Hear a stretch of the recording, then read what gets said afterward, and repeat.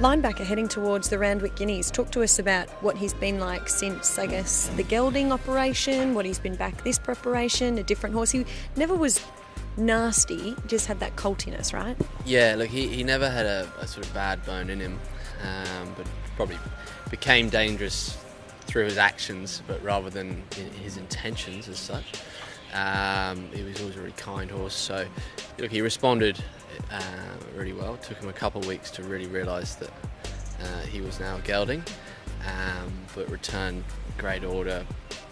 Doesn't done anything wrong. He's enthusiastic in his work, happy and fresh every morning. So I think you've seen that in his races, particularly first up. He was quite exuberant and sort of happy to be there, even the way he probably paraded behind the gates. He was sort of a bit of nervous energy and happy to be back. So I think that's an encouraging thing we should take from that. But I guess just harnessing it as we go to the Randwick Guineas. And other goals for him this preparation beyond the Randwick Guineas? Obviously just get through Saturday. We probably feel at the moment probably stay towards that mile mark. But if something was telling us on Saturday that we should be going to a Rosehill Guineas, it's an option. But if he could run well and perhaps go towards a Doncaster, or we'll just get through the weekend. But those are sort of two ideal races we'd look at.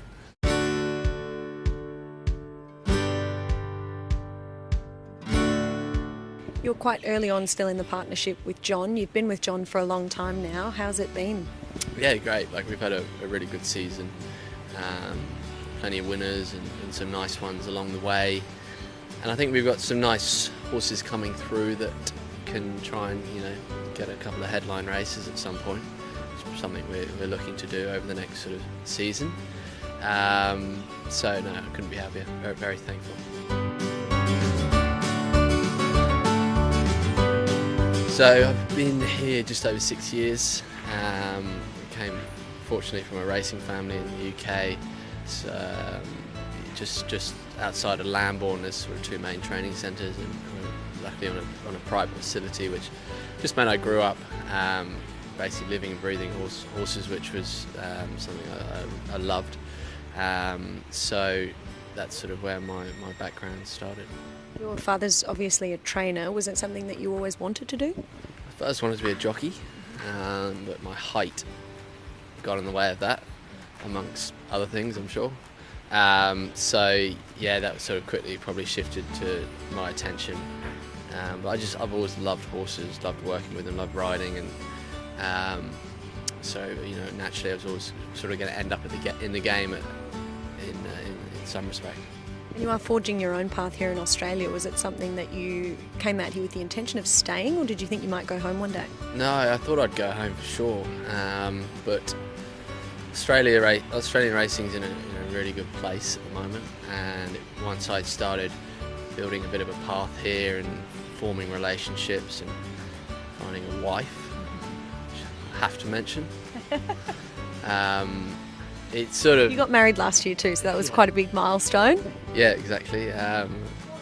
So that all these sort of things started coming together, and it was difficult to go back to England with the racing, perhaps not in such a healthy shape. So that was probably the reason I ended up staying here. Do you still bounce ideas off your dad and chat to him regularly? Yeah, we speak sort of probably every week, and he keeps a really close interest on what I'm doing, which is really nice.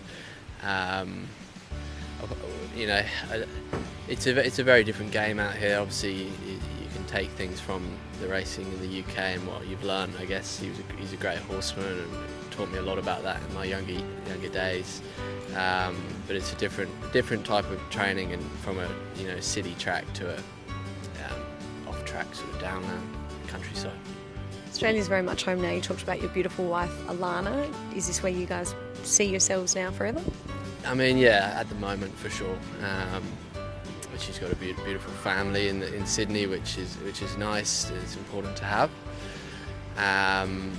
But with the way things are at the moment, of course, this is home. But I mean, who knows? 20 years could be a long time in this game, and things can change. So, open-minded, but very much home.